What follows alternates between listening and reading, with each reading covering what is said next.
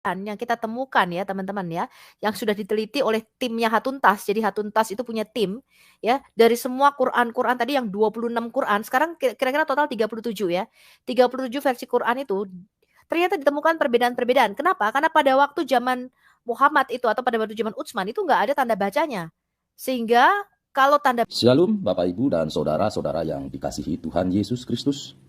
Penyesatan memang ada, tetapi cilakalah mereka yang membuat penyesatan itu. Iblis hadir menyerupai domba, tetapi oleh hikmat dan kasih karunia Roh Kudus yang menyertai kita, dari buahnya lah kita boleh mengerti dari pengajaran-pengajaran yang diberikan kepada setiap orang. Kita simak setiap video yang ada dengan membuka hati, membuka mata, dan membuka telinga, supaya kita beroleh pengajaran dan pembelajaran dari setiap apa yang boleh kita simak. Apakah benar Quran itu tidak berubah-ubah? Saya akan sharekan video dari tokoh sejarah ya. Tokoh ahli Munim Ciri ya. Kita akan lihat teman-teman. Alkitab mereka diskusikan tentang kitab Quran ya. Itu hanya berupa hafalan-hafalan. Manuskripnya tidak lengkap dan tidak ada manuskrip zaman Muhammad. Tidak ada itu yang dikatakan Quran turun dari surga, itu nggak ada teman-teman sama sekali. Ya, sekarang kita lihat ketika itu dikatakan, kalau Anda melihat video saya mengenai bagaimana Alkitab itu terkanonisasi atau terstandarkan, Anda akan lihat ada beberapa tahapan yang termasuk yang dibakar oleh manuskripnya oleh Utsman bin Affan. Kemudian ada perbedaan-perbedaan di antara manuskrip Quran. Ya. Kemudian pada tahun 1924, mereka itu masih mempunyai perbedaan-perbedaan bacaan dari manuskrip Utsman yang sudah dijadikan satu. Lalu di Al-Azhar Cairo University, Anda bisa membaca ini dalam Quran and its Historical Context, ya, karya Profesor Gabriel Said Reynolds. Dan nanti juga akan saya terjemahkan ya videonya, atau saya langsung aja deh, kelamaan kalau saya terjemahkan saya nggak ada waktu teman-teman. Langsung aja dia ngomong saya translate ya. Kalau tunggu saya terjemahkan bisa lama ya, saya nggak ada waktu untuk itu. Karena kita sekarang akan live terus ya. Kita akan bongkar abis, selama nafas saya masih tersisa, kita akan bongkar abis agama Islam ini teman-teman. Supaya Indonesia ini keluar dari kultus Islam. Ya, saya tuh iri sekali dengan Adam Seeker teman-teman. Sekali live itu bisa 5.000 sampai 12.000 loh penontonnya sekarang ini di Pakistan dan India. Ayo dong teman-teman. Anda forwardkan dong channel Al Hayat Indonesia ini, Al Hayat Islamologi, Al Hayat Debate Channel, ya, dan channel Al Hayat International Ministry. Supaya apa? Supaya kita lebih cepat mencapai 100.000. Karena channel saya terakhir udah hampir 80.000 subscriber, tapi rungkat nih channelnya. Makanya sekarang saya bikin 4 channel baru. Ya. Nah. Jadi, orang tadi yang menyebarkan kebohongan Alkitab 1928, saya sudah cek, tidak ada Alkitab 1928 yang disimpan ya di National. Tidak ada tuh nama pendeta yang dia sebutkan itu yang mengedit. Ya, itu tidak ada di dalam sejarah LAI kita. Jadi Islam ini menyebarkan dengan kebohongan-kebohongan luar biasa. Sekarang kita lihat apa ini kata Profesor Munim Ciri. Ya, seorang Islam yang juga ahli sejarah. Ya, makanya Anda tuh harus sekolah di luar negeri, teman-teman. Jangan di Indonesia, cuma lulusan pesantren doang, pusing. Ya, kita lihat nih. Tentang sejarah teks Al-Qur'an. Lagi-lagi ya, kita cenderung menganggap sejarah teks Al-Qur'an itu sebagai sesuatu yang unik, sesuatu yang berbeda dibandingkan kitab suci agama-agama lain. Karena semua kitab suci agama lain itu formasi dan kanonisasinya menjadi seperti yang kita lihat sekarang, itu terjadi dalam waktu yang panjang. Ya, kitab Taurat yang kita sebut sebagai the Hebrew Bible, kitab Ibrani, itu membutuhkan ribuan tahun. Dari sejak Nabi Musa. Kitab New Testament atau keseluruhan the Bible, Alkitab. Jadi pada tahun 200 sekian, Alexandria itu masih, atau orang pertama yang mengusulkan daftar isinya yang kita sebut sebagai Alkitab sekarang.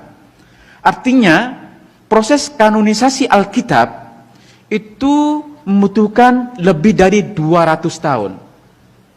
Demikian juga kitab agama lain. Vedas menjadi kitab seperti yang kita lihat sekarang itu baru terjadi abad ke-18.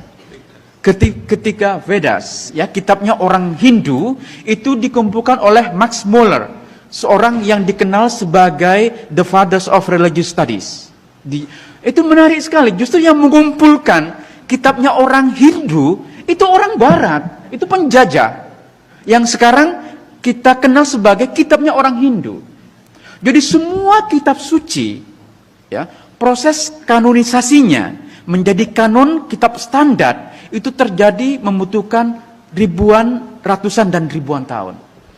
Nah, apakah Al-Quran itu suatu pengecualian? Seberapa yakin kita bahwa Al-Quran teksnya sudah fix seperti yang kita lihat sekarang itu pada periode Abu Bakar dan Utsman bin Affan. Kita sangat meyakini memang bahwa kitab Al-Quran yang sampai kepada kita sekarang itu diproduksi pada periode Utsman bin Affan. Ya, itu keyakinan kita. Ya, kalau Anda lihat Quran yang ada di depan kita ini, kita yakini ini adalah kitab yang sama yang diproduksi pada periode Utsman bin Affan. Ya.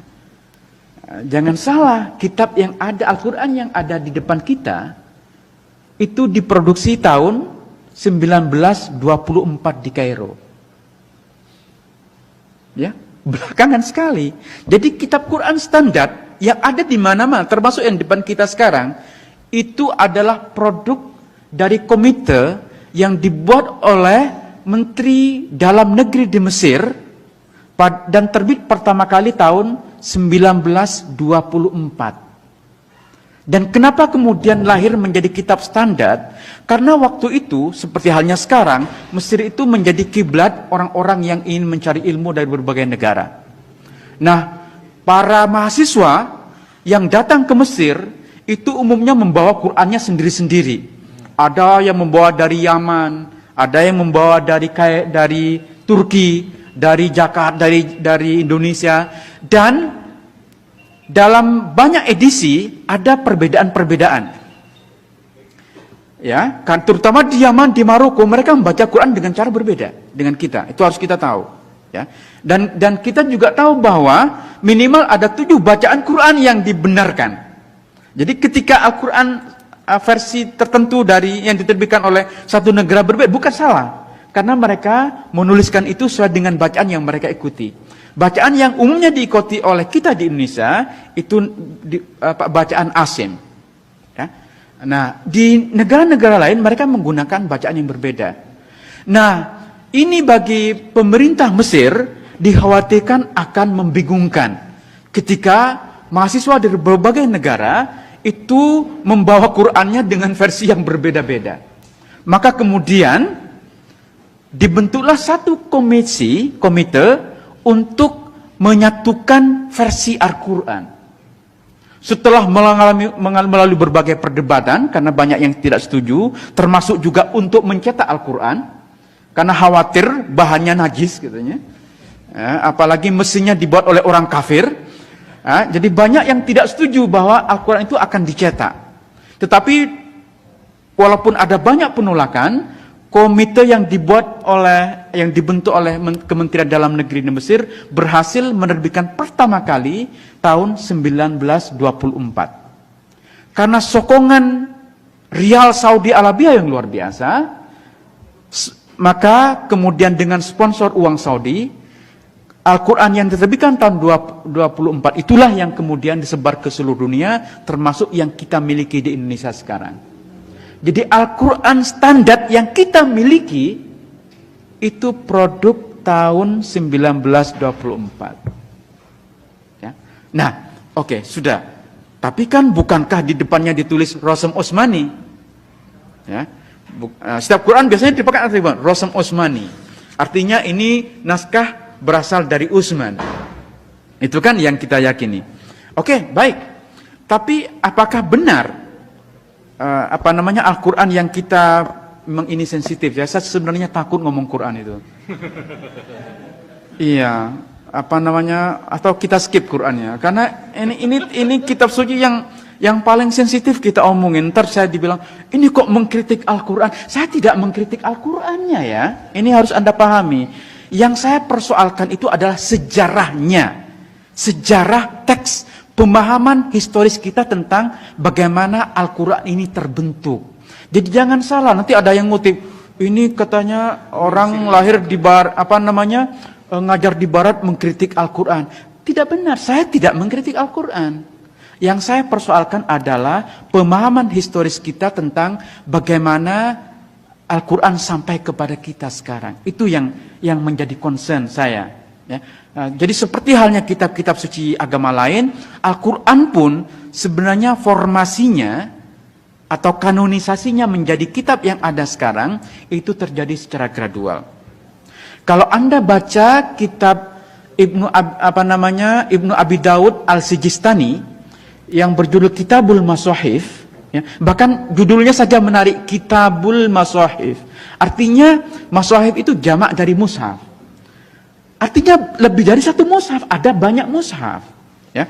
Nah, Al-Sijistani ini bercerita tentang inisiatif dari khalifah kelima dari Bani Umayyah, namanya Abdul Malik bin Marwan. Jadi Abdul Malik bin Marwan, khalifah kelima dari Bani Umayyah, bersama gubernurnya di Irak bernama Hajjaj bin Yusuf, mereka berdua membentuk satu komite untuk mengedit Al-Quran.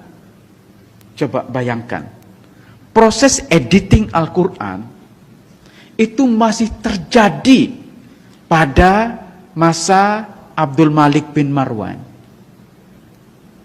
Dan di antara anggota komite yang dibentuk oleh Abdul Malik bin Marwan ini, mereka berjumlah 6 orang, itu terjadi perdebatan tentang bagaimana ini dibaca, apa yang perlu dimasukkan, apa yang tidak dimasukkan. Ya memang, ya ini kitab suci kita ya, masa iya Quran diedit gitu. Terus apa bahasa yang lebih sopan kira-kira? Mengedit Al-Quran itu kan berat sekali ya. Saya paham, Anda pasti susah menerima ini ya. Paham Tetapi gini lah, ulama-ulama awal itu masih berdebat tentang apa yang perlu dimasukkan, apa yang dihilangkan, apa yang salah, apa yang benar. Ya. Mereka dulu tuh terbiasa berdebat tentang ini. Kita yang hidup di abad 21 itu lebih picik pikiran kita. Kita lebih tertutup. Ya. Maka Al-Quran ini sekarang menjadi kitab yang tidak mungkin kita otak-atik. Jadi ketika saya pernah nulis di Geotam tentang rekonstruksi surah Al-Kafirun, itu heboh, mengotak-atik Al-Quran. Padahal yang saya lakukan itu penelitian ilmiah. Itu berdasarkan teks-teks kuno Al-Quran yang sekarang ditemukan di berbagai belahan dunia. Iya, kita kedatangan tamu nih, Pak Yuda Amung. Silakan Pak. Bapak Muslim apa Kristen, Pak?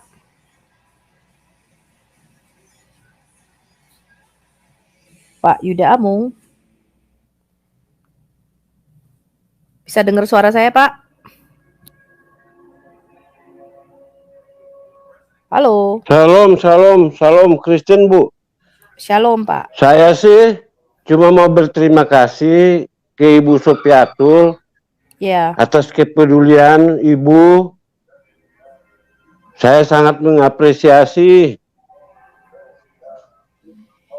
Ya, Pak. Semalaman Gimana, Ibu Pak? terus berjuang. Ya. Jadi saya juga saya pun tadi sudah mampir ke TikToknya itu logika. Tapi dia nggak naikin saya. Ya, terus saya juga maklum. Saya juga maklum karena itu kalau kita berpikir pakai logika sehat itu memang hujatan itu. Iya, jadi dia menyebarkan hoaks Alkitab 1928 yang dia bacakan yang tidak ada. Betul, Bu. Ya. Dan ini adalah penistaan ya yang dilakukan oleh agama Islam. Jadi pakai data. Kalau mau bahas Yeskiel 28 pun kita siap kok. Anda baca dong perikopnya, Ohola dan Oholiba itu mengenai apa? Samaria dan mengenai apa?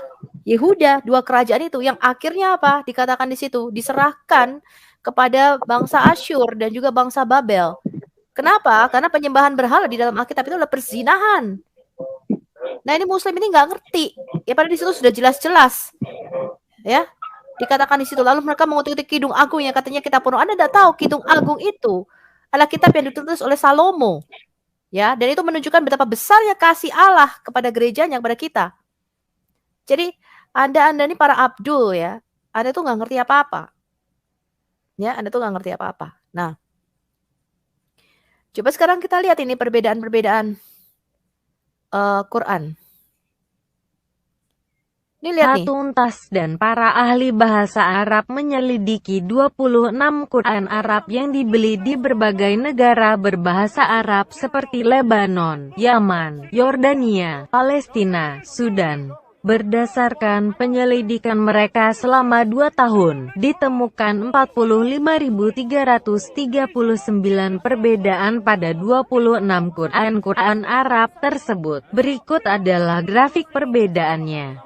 Quran yang diperiksa adalah Quran yang berasal dari abad ke-7 dan 8 Masehi, dan disusun oleh para ahli Quran seperti Ibnu Wardan, Ibnu Jamas, Ruwais, Rau, Ibnu Ishaq, Idris Al-Haddad, Abdullah Ibnu Sa'ib, Zaid Ibnu Thabit, Al-Mughirah Ibnu Syubah, Abu Adi Ar-Rahman, Amir Ibnu Abdul Qas Al-Duri, Al-Susi, Ibnu Hisham, Qalun, Warsa Al-Bazi dan masih banyak lagi.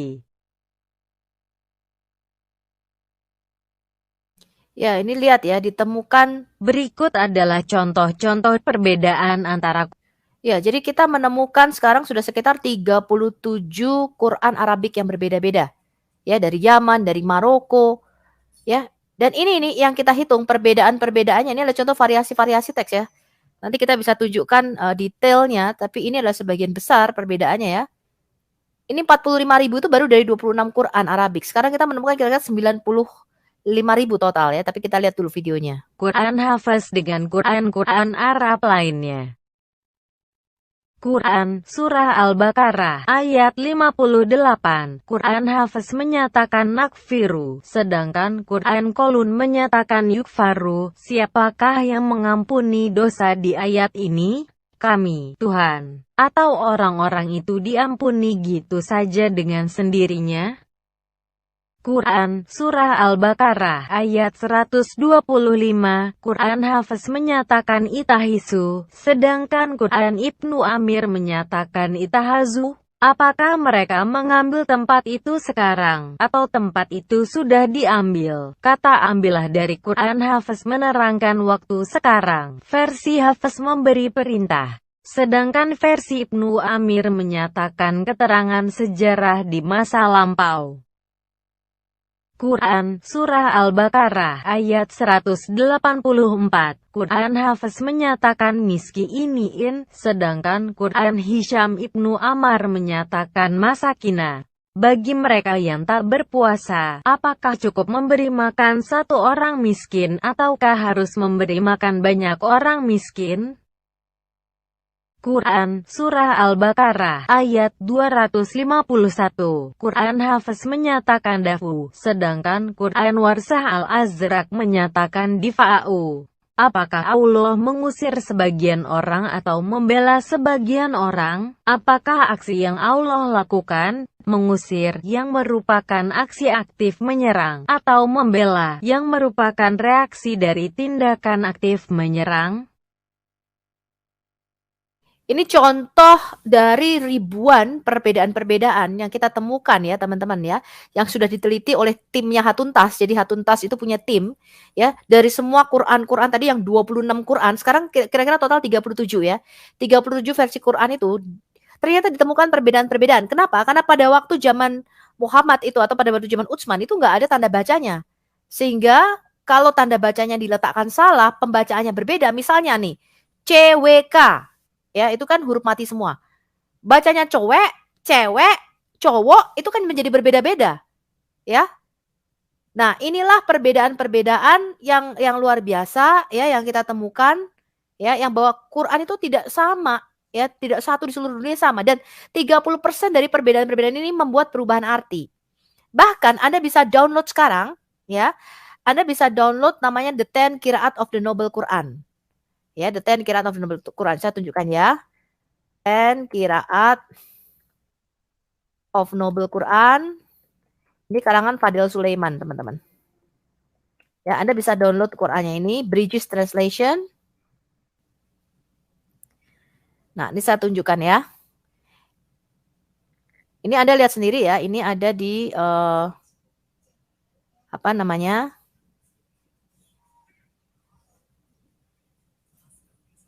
Nah, Anda bisa ke App Store atau Anda ke Play Store ya kalau Anda punya HP. Anda ke App Store atau Play Store atau Anda bisa beli bukunya, tapi sebaiknya saya download ya, saya punya. Bridges Translation of the 10 Qiraat of the Noble Quran. Nih teman-teman, ya. Karangan Fadil Sulaiman. Ya, jadi Anda bisa download kalau HP Anda itu Samsung, Anda bisa masuk ke App Store.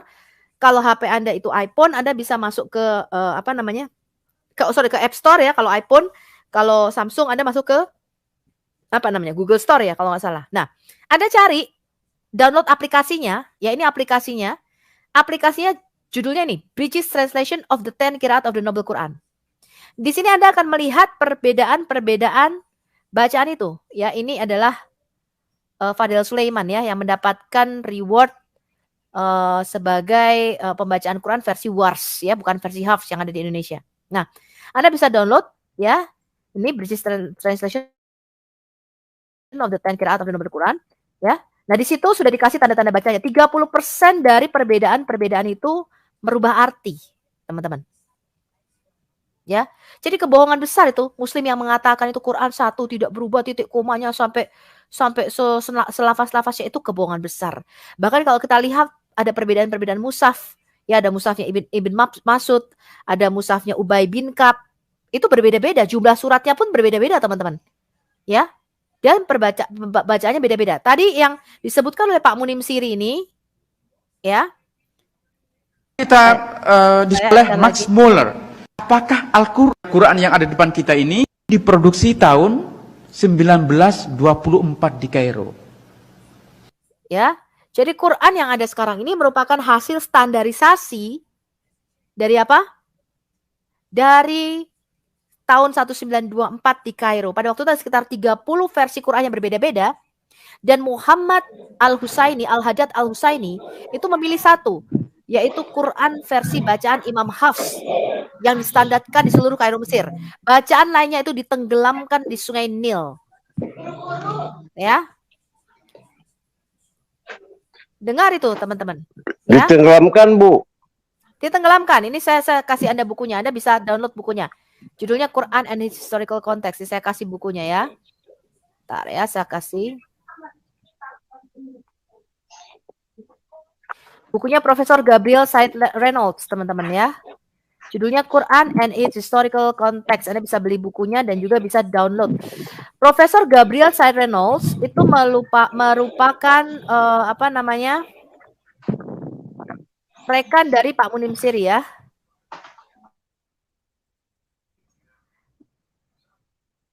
Oke, saya tunjukkan. Nah ya, saya punya buku PDF-nya.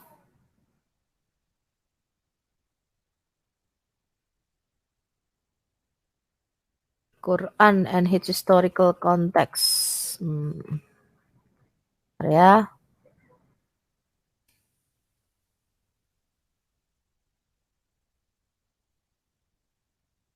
Yang lainnya ditenggelamkan di Sungai Nil, teman-teman.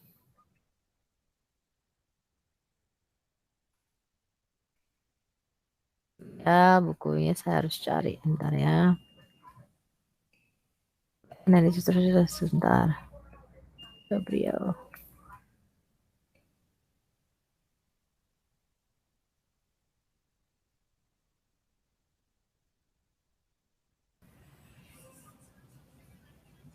Bentar ya. Nih loh, judul bukunya ini nih.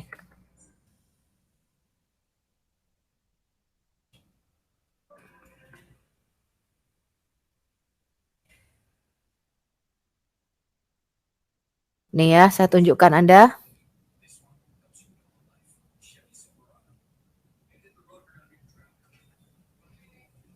Ini saya tunjukkan Anda, saya share screen.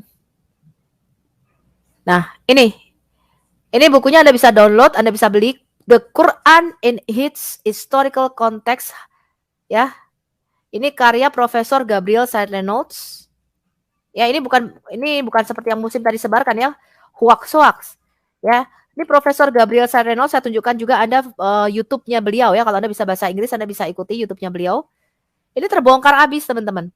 Ya, Anda baca di halaman 3. Di halaman 3 di situ disebutkan bahwa pada waktu itu tahun 1924 di Kairo Mesir, yaitu telah banyak sekali perbedaan-perbedaan ya bacaan itu, dan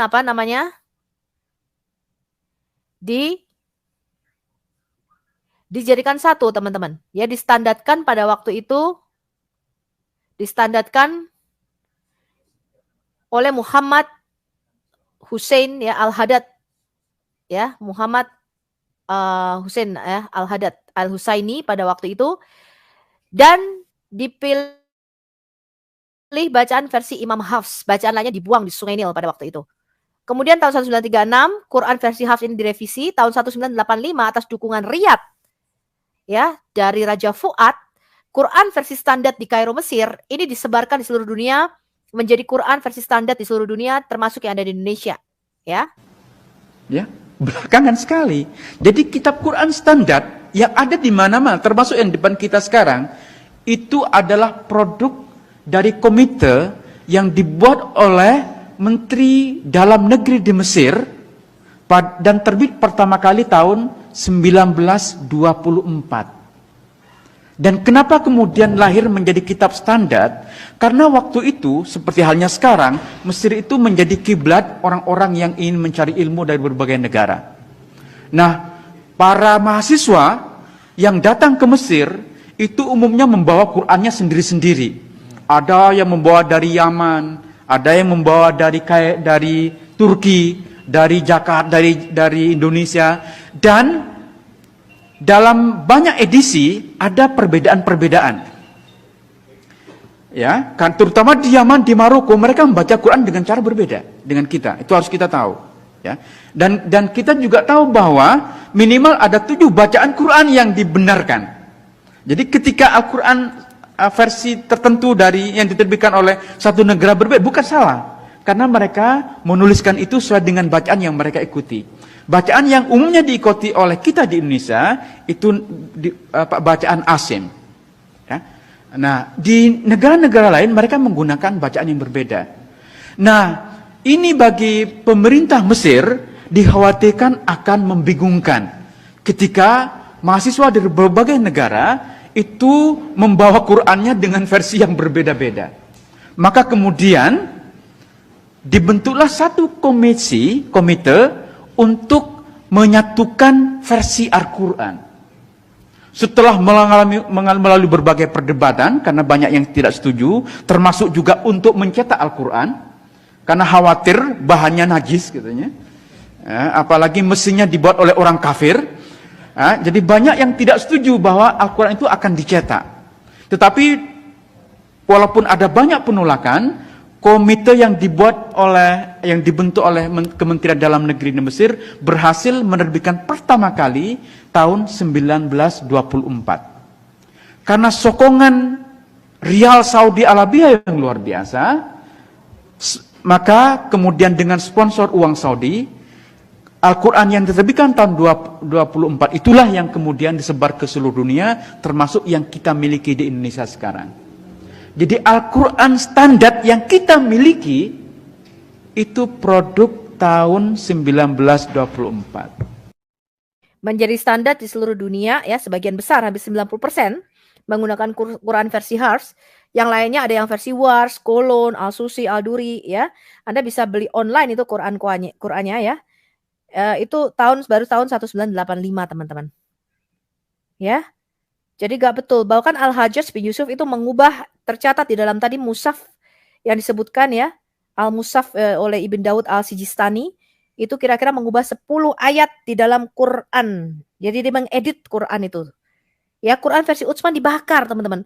Lah Utsman sendiri itu sudah membakar Quran ya pada zaman Muhammad. Ya, setelah Muhammad mati, mereka mengumpulkan Quran dibakar. Tapi pada zaman Al-Hajjaj bin Yusuf, Quran versi Utsman ini dibakar lagi, teman-teman. Jadi luar biasa ya. Apa sebenarnya yang disembunyikan oleh Muslim ini? Kenapa Quran-Quran ini dibakar? Ya. Nah, inilah yang menyebabkan kita tidak bisa mempercayai kultus agama Islam ini yang selalu menyebarkan dengan berita hoaks dan kebohongan. Iya, Pak Yuda, ada komentar Pak Yuda? Ya, teman-teman bisa masuk ya di linknya, saya sudah kasih linknya di StreamYard kalau Anda mau join atau Anda mau masuk boleh. Ya. Tadi dia mengutip Yehezkiel 23 Pak Yuda yang dia bacakan Ohola dan Oholiba, lalu mereka mengatakan, oh ini kitab porno katanya. Wah, luar biasa ya hoaxnya ya. Luar biasa nih hoaxnya ya, teman-teman. Ini kalau saya tunjukkan sama Anda ya, Yehezkiel yang selalu mereka kutip sebagai kitab porno. Ya, mereka tuh nggak bisa membaca, memang dasar umatnya buta huruf ya. Ya, mereka memframing. Ya, jelas ini perikopnya adalah kakak beradik Ohola dan Oholiba. Yang dimaksudnya adalah bangsa Israel yang waktu itu sudah terpecah menjadi dua ya. Kerajaan yang utara disebut Samaria, ibu kotanya, yang selatan di Yerusalem ya, atau kerajaan Yehuda.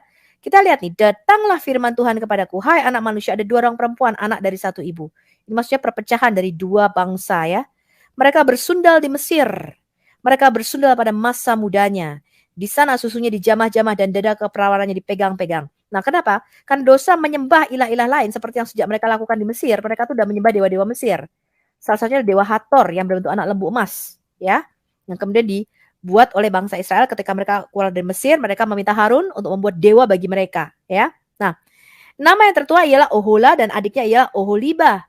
Mereka aku punya dan mereka melahirkan anak-anak laki dan perempuan.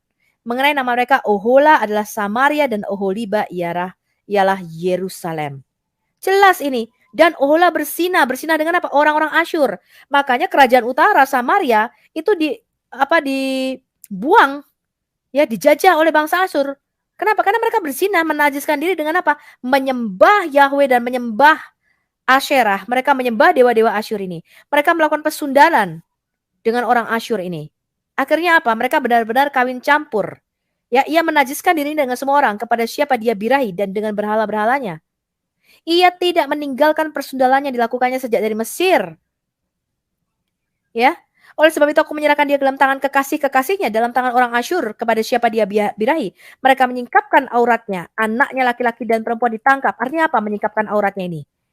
Semua kemuliaan bangsa Samaria pada waktu itu ya, yang di kerajaan utara ini benar-benar dihabisi oleh bangsa Asyur, tidak tersisa. Kota-kotanya dihabiskan oleh bangsa Asyur. Lalu mereka dikawin campur. Itu sebabnya menjadi orang Samaria yang sekarang ini. Itu mereka melakukan hasil perkawinan campur antara orang Yahudi dengan kelima bangsa lainnya, teman-teman. Nah, bangsa-bangsa Babilonia, bangsa-bangsa Asyur pada waktu itu. Walaupun hal itu dilihatnya, tetapi adiknya Oholiba, maksudnya Yerusalem, kerajaan Yehuda, lebih birahi lagi. Dan persundalannya melebihi kakaknya. Makanya diserahkan kepada apa? Babilonia. Ya ini loh. Menyerupai orang Babel. Kenapa? Mereka diserahkan kepada orang-orang Babel ini. Kenapa mereka bersundal dengan dewa-dewa Babel ini? Ya. Jelas ini teman-teman, ini bicara mengenai persundalan yang dilakukan oleh kedua bangsa ini. Karena apa? Penyembahan berhala yang mereka lakukan dan itu tidak berkenan di hadapan Tuhan. Tapi orang Muslim gak ngerti hal ini dan mereka memperolok-oloknya. Ini luar biasa sekali. Ya. Memang ya, saya nggak tahu ya didikan apa yang dididikan kepada mereka ini sehingga mereka itu memang ya menista Alkitab, tapi lucunya Kemenak itu bisa mengambil apa namanya interpretasi ya dari Alkitab kita. Ya, Quran.co.id ini nggak bisa saya akses nih. Mungkin dari Indonesia masih bisa ya. Ini nggak bisa saya akses lagi nih, Quran.co.id yang waktu itu kita sudah expose ya. Mereka mengambil dari kitab Tawari, Kidung Agung, dari kitab-kitab Matius, Markus, Lukas, Yesaya, Habakuk diambilnya juga. Untuk apa? Untuk menafsirkan Quran mereka. Ya, selamat siang Pak Dadru. Selamat sore Bu Sofi. Sore ya di sana ya, sama di sini juga sore nih, udah 5:30. 5:30 di sini. Iya, jadi tadi ya kita sudah merekam, mereka itu Muslim di TikTok, Mereka karena kalah debat dengan kita, ya, mereka memberikan hoax dan mereka menyukai itu. Saya heran ya, kenapa tidak ada muslim yang menegur di situ? Loh, kamu jangan nyebarin hoax dong. Memalukan dong menyebarkan agama dengan hoax, dengan kebohongan. Menuduh Alkitab 1928 nih loh, Pak Dadru, seperti yang tadi kita tunjukkan. Menurut Pak Dadru bagaimana nih Alkitab 1928 nih ya, kepalsuan Injil ini?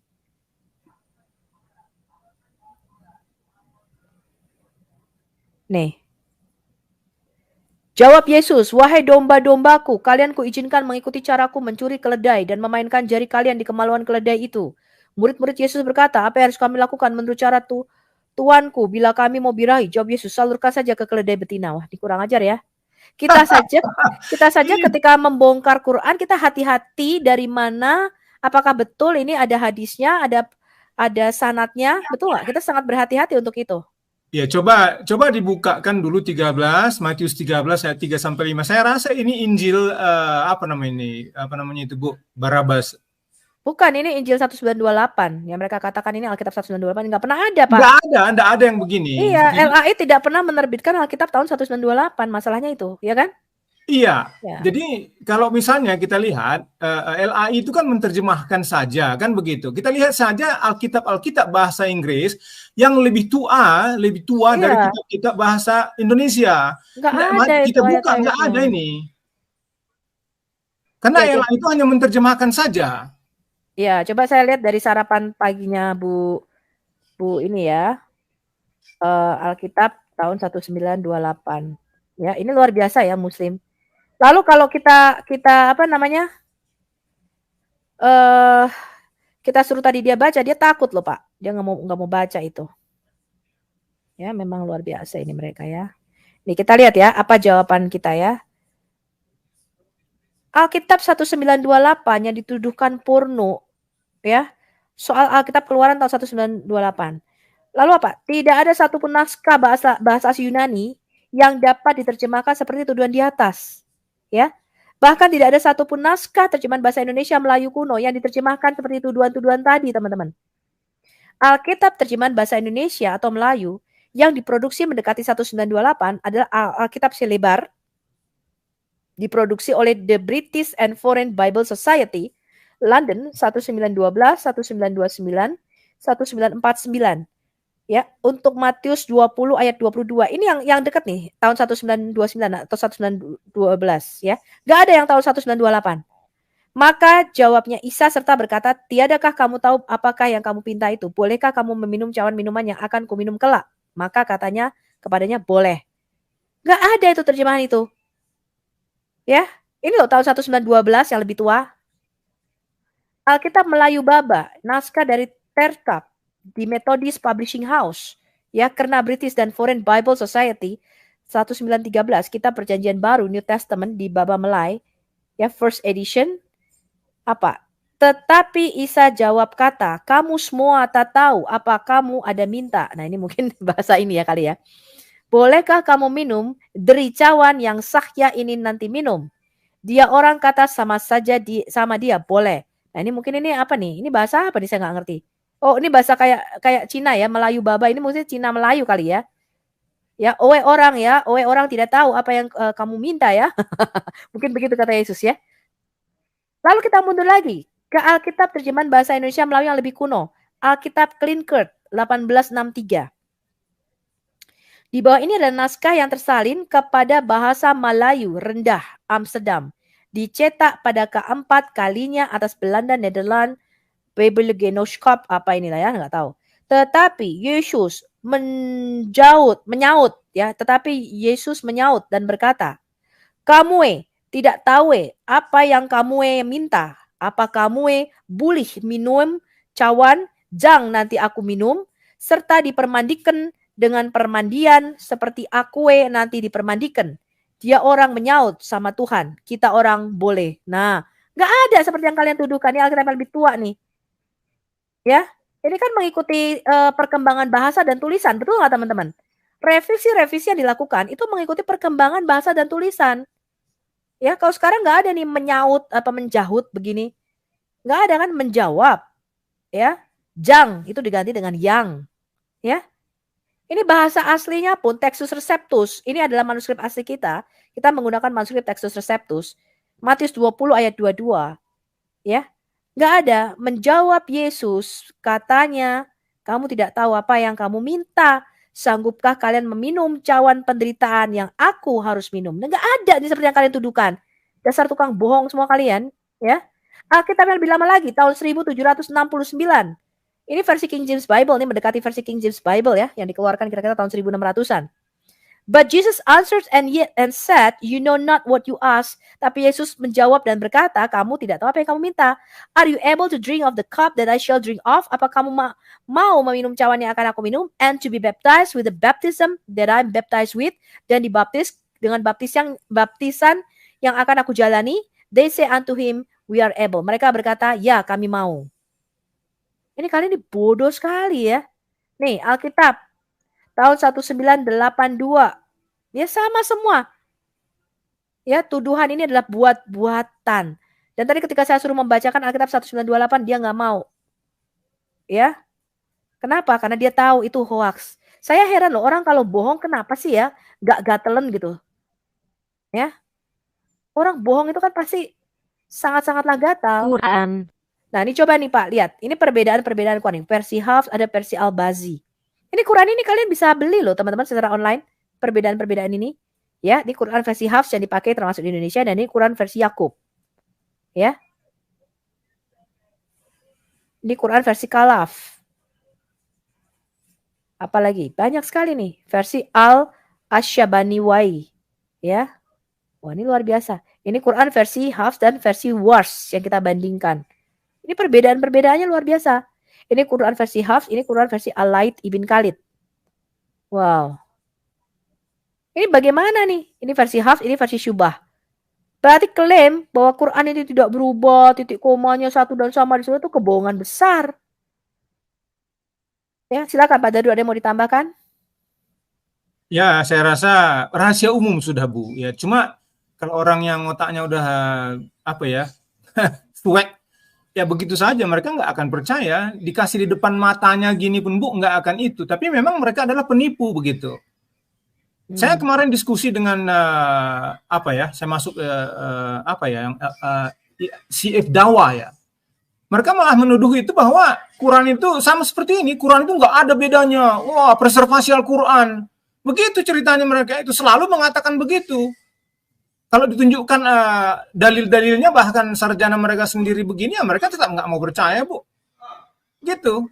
Karena mereka anggap loh kita langsung dituduh sebagai wah ini kamu ini adalah misionari begitu. Jadi mereka itu ya begitu otaknya nggak akan bisa masuk karena nggak jujur begitu Bu. Iya, jadi perbedaan-perbedaan Quran ini ketika ditunjukkan itu membuat marah. Ya.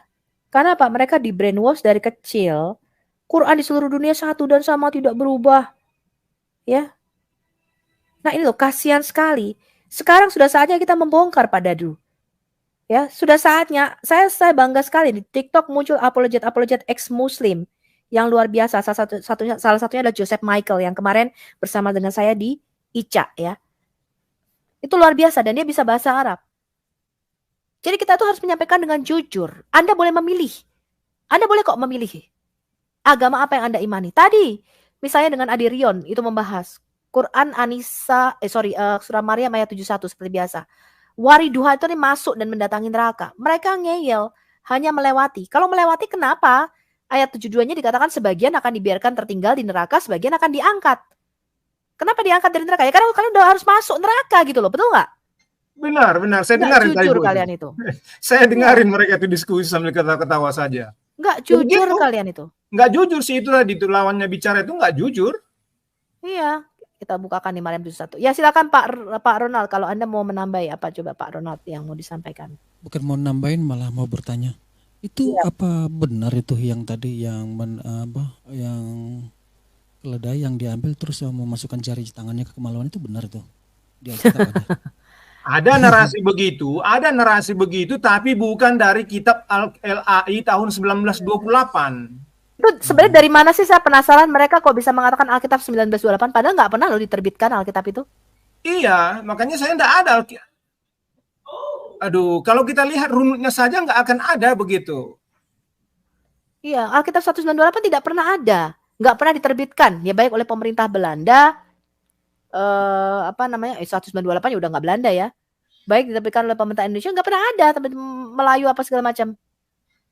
Ya, aneh sekali. Nah ini lihat nih, dan tidak ada seorang pun daripadamu melainkan mendatangi. Waridua itu tadi masuk teman-teman. Kata waridua ini bukan hanya ada di sini di dalam Quran, ya. Dan kata waridua itu artinya masuk ke dalam neraka. Ya, bagaimana Anda bisa mengatakan itu melewat sekarang dibangun jembatan Siratul Mustaqim oleh Kemenak? Katanya hanya melewati jembatan. Gak betul, Anda telah dibohongi teman-teman. Ya, ayo Muslim sadar dong, sadar. Ya, selamat pagi, Pak, selamat sore, apa di sana pagi ya Pak? Pak Petrus David, silakan.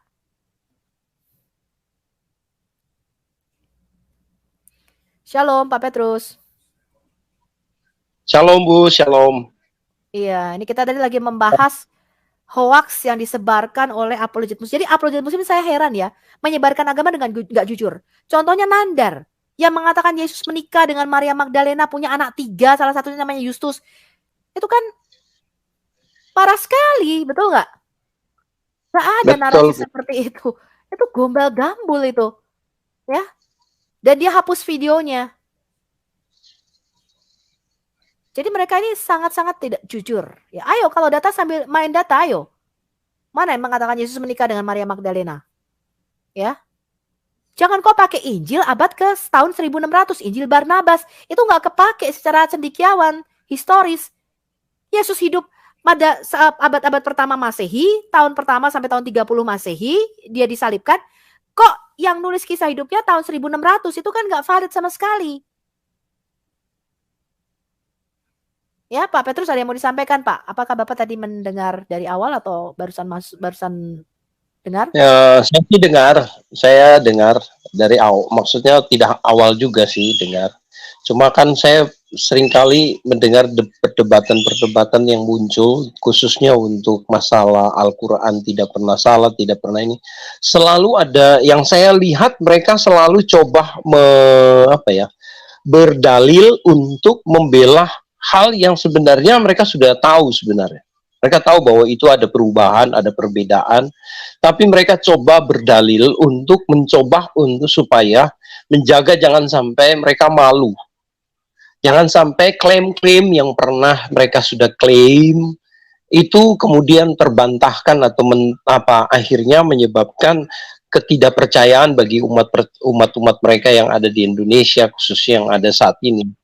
Jadi saya melihat bahwa semakin hari semakin kita membukakan hal-hal yang saat ini dibukakan, baik Bu Sofi dan semua rekan-rekan teman-teman yang lain yang sedang lakukan, saya melihat bahwa semakin hari mereka menjadi kebakaran, bingung bagaimana caranya mengatasi ini dan bagaimana berusaha untuk memiliki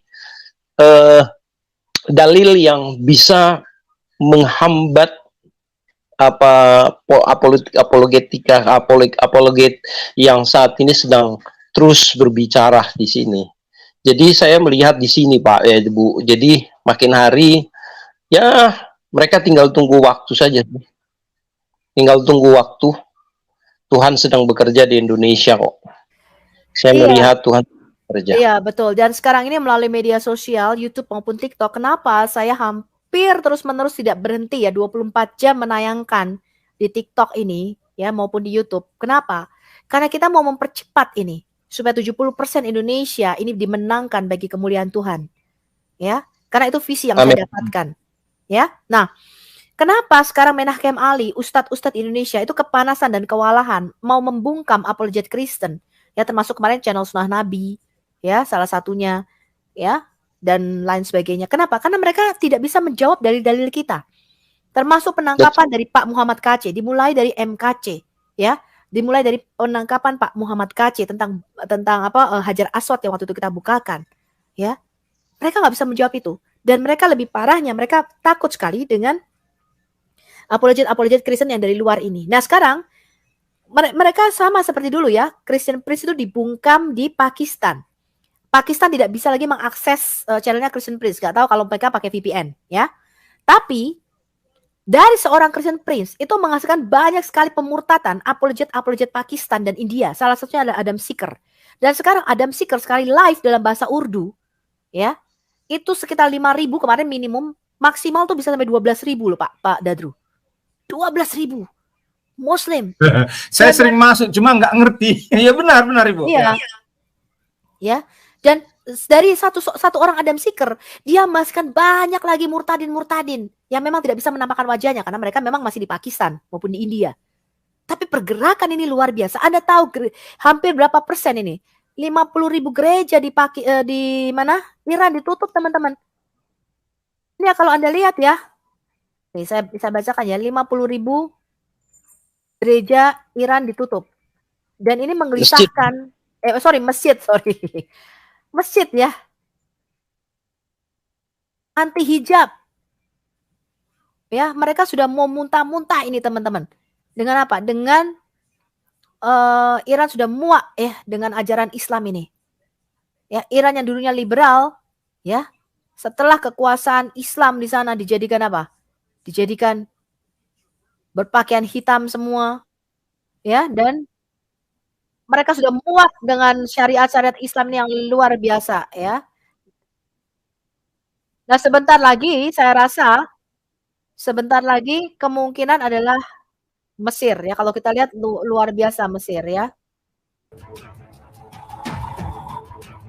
Nih, Iran sudah muak, teman-teman. Mungkinkah ini akhir daripada Republik Islam yang ada di Iran? Kita tunggu aja. Nih ya, saya nggak bisa menampilkan ini ya, nanti kena copyright ya. Ini krisis loh, Islamic leaders-nya atau para pemimpin Islam di Iran itu menghadapi krisis iman, teman-teman. Kenapa? Berapa persen nih? 60% masjid di Iran ditutup, teman-teman. Wow, saya mau melihat ini ada di Indonesia. 60% paling enggak masjid Indonesia harus tutup, teman-teman. Harus murtad Indonesia. Ya. Dari ajaran-ajaran sunnah Nabi ini. Ya, dari ajaran-ajaran Nabi palsu abad ke-7 ini. Dan ini bisa terjadi. Anda bayangkan, Iran itu kan lebih Islam daripada Indonesia, betul? Indonesia masih menggunakan Pancasila. Ya enggak? Kita belum negara Islam. Tapi Iran itu menggunakan syariat Islam. Itu pun bisa digulingkan, teman-teman. Tidak ada mustahil bagi Tuhan. Tetapi kita harus tahu, ya, Tuhan bergeraknya dengan apa? Kalau dulu dengan KKR yang menggelontorkan dana miliaran, betul nggak Pak Petrus? Bikin KKR, bikin doa kesembuhan, ya kan? Habis itu kita nggak bisa lagi follow up. Kenapa? Dananya miliaran digelontorkan lewat KKR. Sekarang murah. Anda kalau menyumbang Al-Hayat, kita misalnya nih beli StreamYard itu paling cuma 2 juta berapa sama setahun, betul nggak? Kita beli nih StreamYard. Yeah. Atau kita beli Zoom misalnya. Ya. Saya memfasilitasi itu. Kalau sekarang Anda mau belajar gereja-gereja Indonesia, Anda menghubungi, kita punya admin Al-Hayat, kita punya Facebook Al-Hayat. Ya, saya akan mengajarkan Anda. Materi-materinya boleh kita berikan secara gratis. Materi-materi videonya boleh Anda download. Ya. Apa yang kurang, teman-teman, di dunia digital ini? Ya, kita nggak perlu lagi mengadakan KKR di lapangan. Bayangin Adam Seeker. Sekali siaran, dia bisa siaran setiap hari 5.000 sampai 12.000 orang kumpul. Mendengarkan dia. Membukakan, mengekspos Islam dan mengekspos Muhammad. Kalau pakai KKR duitnya berapa, saya tanya? Nah, ya benar nih. Channel Sunnah Nabi meledak ya. Yang awalnya 7.000 gara-gara mau diblokir sama MUI 22.000. Ini saya nunggu-nunggu nih kapan channel Al-Hayat Indonesia ini supaya meledak langsung 100.000 kembali ke awalnya. Bahkan kalau bisa sampai berapa? Sampai 1 juta subscriber Al-Hayat Indonesia. Ya, harus meledak. MUI-nya Bu. Harus nanti baru dari MUI-nya nanti Bu, baru nanti meledak Bu. Iya. MUI udah ketoel-toel Pak. Udah aku tahu ya, dengan Nabi cabulnya. Dia masih belum seperti ini Sunan Nabi karena dia kan menggunakan gambar-gambar kartun itu ya, jadi menjadi apa ya? Menarik. Menyebabkan mereka menarik karena gambar-gambar kartun, bentuknya kartun. Jadi menarik kan kalau orang lebih visualnya, kalau lebih banyak menonton itu lebih terserap dibanding dengan cuma hanya dengar kata-kata saja gitu Bu. Betul ya memang ya, itu kelemahan saya nggak bisa bikin kartun masalahnya. Nanti kita cari admin yang bisa bikin kartun ya.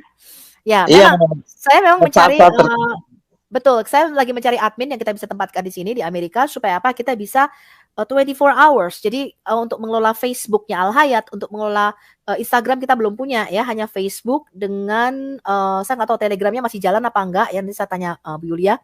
Untuk mengelola YouTube-nya, untuk mengelola TikTok-nya supaya kita bisa 24 hours berganti-gantian. Program bahasa Inggrisnya harus bisa sejalan.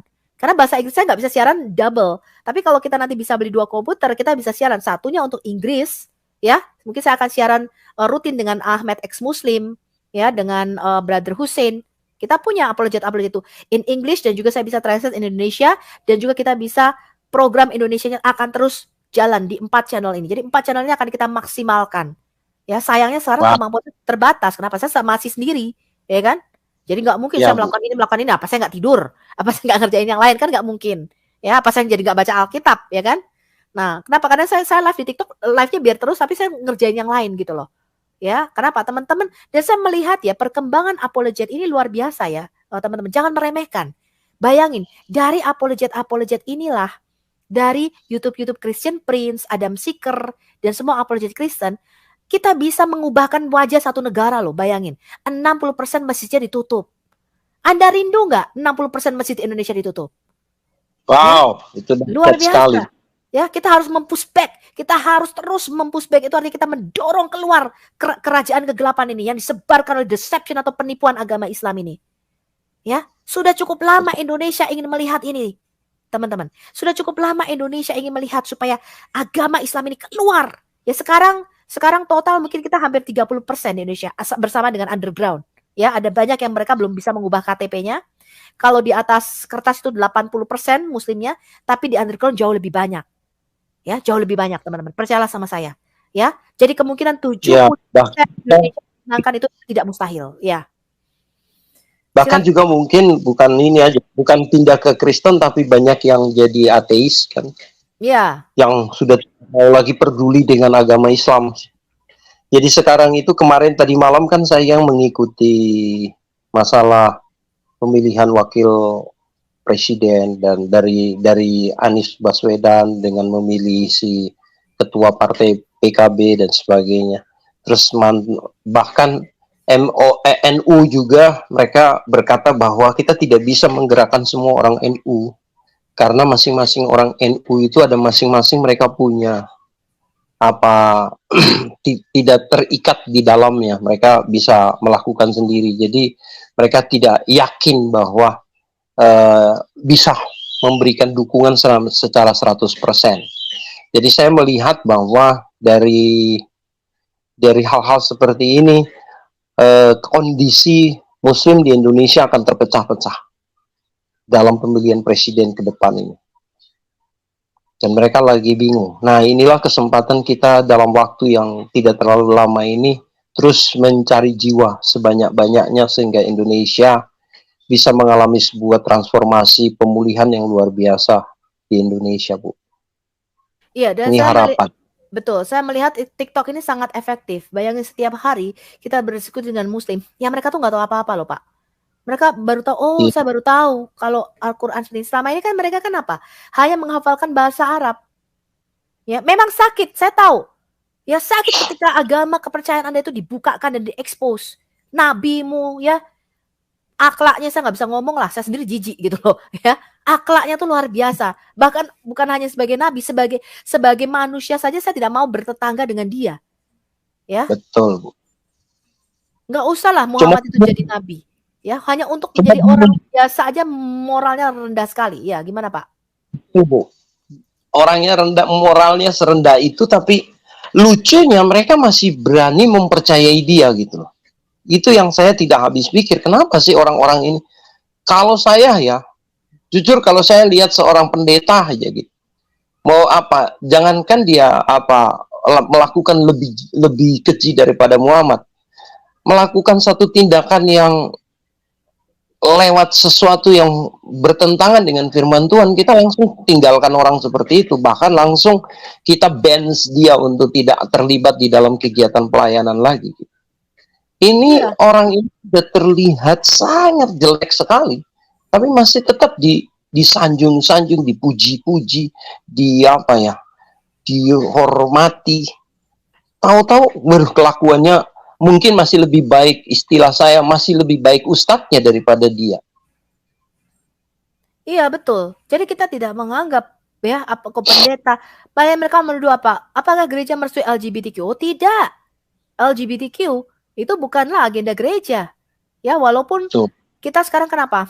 Terjadi banyak kemunduran di dalam gereja, terutama di Amerika. Kenapa? Terjadi banyak orang-orang sekuler di sini yang mentoleransi LGBTQ. Tetapi gereja Tuhan yang stand up, yang murni, yang sesuai dengan ajaran yang Alkitab, tentu saja kita menolak LGBTQ.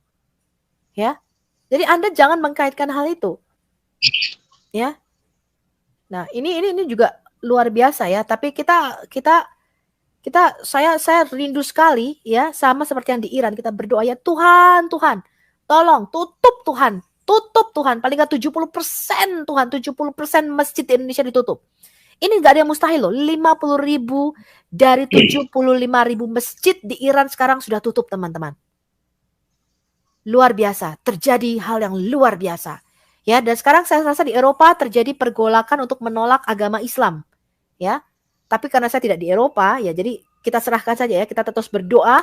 Kenapa? Tuhan akan terus membangkitkan. Saya rasa Tuhan itu di tiap negara, dia membangkitkan hero atau pahlawan-pahlawan, jenderal-jenderalnya Tuhan yang akan berdiri untuk bangsa ini. Ya, di Indonesia, ya saya melihat sekarang kegerakan apologet luar biasa. Bayangin tuh anak-anak muda tampil teman-teman yang tahu bahasa Arab. Jadi saya suka sekali tuh di TikTok ya dan di YouTube. Ya, mereka ngerti sekali, mereka mempelajari sirah-sirah yang bahkan semalam saya melivekan debatnya antara seorang pemuda Kristen Ortodok dengan Farid Naik ya. Bayangin Farid Naik itu pengetahuannya nggak ada loh. Ya, nggak bisa jawab apa-apa. Ya, Anda lihat itu tadi respon kita kepada Farid Naik. Ya, respon Sofia Al-Hayat kepada bukan Fakir ya, Farid Naik. Ya. Nggak tahu apa-apa dia. Ya, dan ini Anda harus ambil bagian teman-teman di dalam dunia media sosial ini. Ya. Asal pengajarnya yang betul, jangan juga ngajar Anda yang salah-salah, Anda ngajar Wanes pula ya kan? Kemarin saya ditanya, berarti Bu Sofi Bapak mengutus dirinya sendiri loh. Bapak mengutus dirinya sendiri itu Mikana. Saya bilang saya bukan Mikana. Ya. Nggak ada Bapak mengutus dirinya sendiri. Galatia 4 ayat 4 berkata apa? Setelah genap waktunya maka Bapak mengutus anaknya. Betul Pak Petrus? Betul. Iya, kenapa kita malu mengaku Yesus anak Allah? Ya, karena kalian sering diskusi sama muslim ya, lam yalid walam yulad, Allah tidak beranak dan tidak diperanakan. Padahal kita tidak mengatakan begitu. Karena konteks Alkitab bukanlah Allah punya istri, kemudian dia punya anak. Bukan begitu maksudnya anak Allah. Anda harus bisa jelaskan apa artinya anak Allah. Ketika kemarin kita menjelaskan, ya saya dengan Pak Jack Cita, dengan Pak Pemikir Ulung, ya kita menjelaskan mengenai perbandingan analogi. Kamu percaya kalimatullah itu nusulnya jadi kitab. Kalau kita enggak. Kita percaya kalimatullah firman Allah itu nusulnya jadi manusia. Anda jelaskan itu, jangan Anda bablas. Yesus itu adalah Bapa. Alkitab tidak pernah mengatakan begitu. Firman Allah yang satu, yang monogenes, yang sehakikat dengan Bapa, itulah yang nusul ke dalam dunia. Kenapa kita harus malu mengakui itu? Betul, Bu. Sebentar Bu Sofi. Ya, ada juga yang diterangkan kemarin ya sama Mekana ya, masuk akal juga yang ditanyakan si Filipus kepada Tuhan Yesus. Di manakah siapakah Tuhan itu katanya, yang dibilang di Filipus sudah sekian lama kamu mengenal aku, sudah sekian lama kamu bersama aku tapi kamu tidak mengenal aku gitu. Ya. Kenapa kamu masih menanyakan Tuhan kepada saya gitu? Ya, Yohanes 14 ya kan? Iya. Ya, artinya apa? Saya berkali-kali mengatakan apa? Di dalam diri the Godhead, Yud He Vav He, itu ada 3 realita konkret. Bapa, Firman yang disebut anak, dan juga Roh Kudus. Lalu siapa Yesus? Yesus itu bukan Allah yang lebih kecil. Seperti ada beberapa ajaran, misalnya Pak Erastus dan semua yang mengatakan, atau ajaran Saksi Yehova, dia Allah yang kecil. Oh enggak. Dia Allah yang zohir.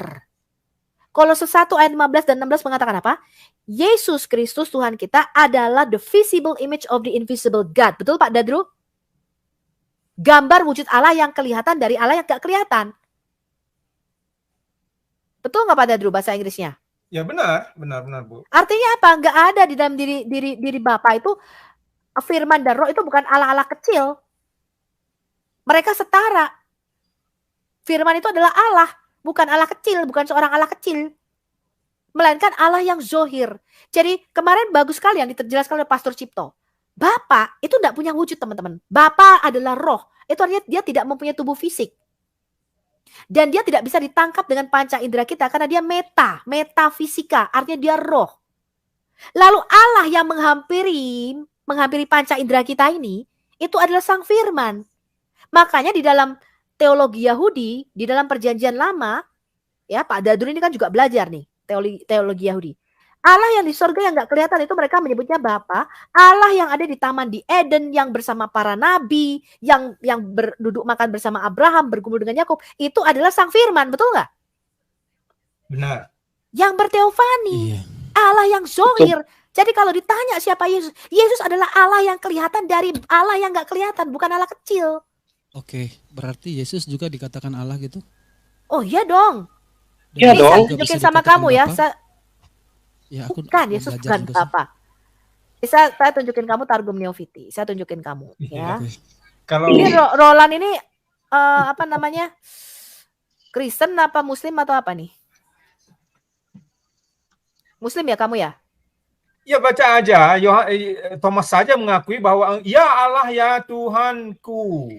Thomas loh. sendiri sudah mengatakan, apalagi. Jadi jangan dibilang Yesus itu tidak pernah menerima dia dipanggil sebagai Allah. Iya, Yesus sendiri Allah ya. Jadi nggak betul. Dia berasa. Iya betul. Enggak, ini Ya. cuma saya Kristen, cuma saya lebih mempertajam lagi. Udah silakan lanjut. Iya. Saya jelaskan ya. Ini lihat Targum Neofiti. Ini kira-kira 5 abad sebelum kelahiran Tuhan Yesus. Terjemahan dari Kejadian 1 ayat 1 ini Anda lihat di sini. Pada mulanya Allah menciptakan langit dan bumi. Ini Taurat Musa. Lalu apa kata Targum Neofiti ini? Dan Targum itu adalah terjemah ya, dalam terjemahan Aramaik. From the beginning, with wisdom, the memra of the Lord created and perfected the heavens and the earth. Sejak pada mulanya, melalui hikmatnya, the memra itu artinya firman atau logosnya Allah. Betul Pak Dadru? Benar. Created. Benar, Yang menciptakan, yang mengeksekusi itu adalah Sang Firman. Bapa itu punya kehendak. Ya, tapi yang menciptakan, yang mengeksekusi. Makanya dikatakan Allah menciptakan segala sesuatu melalui firman-Nya. Kolose 1 ayat 15 dan 16. Di dalam dialah, di dalam Sang Logos lah, Allah itu menciptakan baik yang ada di surga maupun di bumi, yang kelihatan maupun yang tidak kelihatan. Kemudian ini, Kejadian 1 ayat 3. Siapa yang berfirman, jadilah terang dan terang itu ada.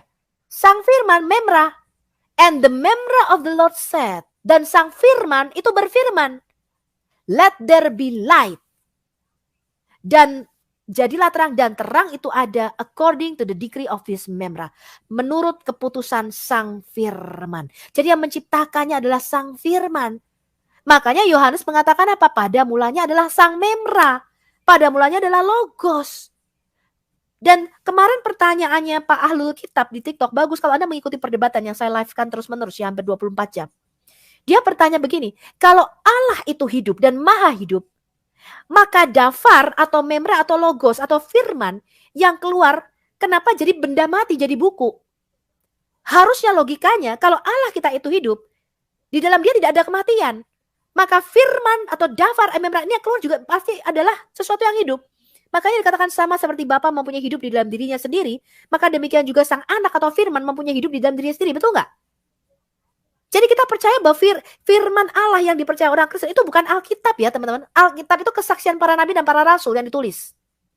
Firman Allah, kalau ditanya apa itu Alkitab, banyak kan orang Kristen mengatakan firman Allah. Jadi mereka mikirnya ini firman gedebuk dari langit, kayak apa? Kayak pikiran Muslim gitu teman-teman. Ngerti nggak? Padahal enggak. Firman Allah itu Yesus. 1 Yohanes 1 ayat 4 nih loh, saya bacakan. Siapa firman Allah? Firman Allah itu bukan Alkitab. Firman Allah itu Yesus. Iya. Ada banyak orang tuh salah mengerti. Dikatakan firman Allah itu Alkitab. Bukan. Alkitab itu tulisan, grafe. Tulisan kesaksian para rasul dan para nabi. Bisa bacakan ini. Tentang Sang Firman hidup. Betul nggak? Jadi kalau Allah itu hidup, yang kita sebut Allah itu Bapa. Bapa itu di dalam bahasa Arabnya Sang Wujud yang ada. Lalu firman itu adalah kalimatullah.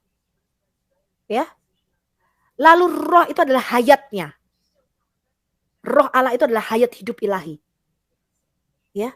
Nah, iya betul teman-teman, saya setuju. Tritunggal ini saya ulang-ulangi sampai mulut saya ini capek ya ngomong tentang Tritunggal. Iya.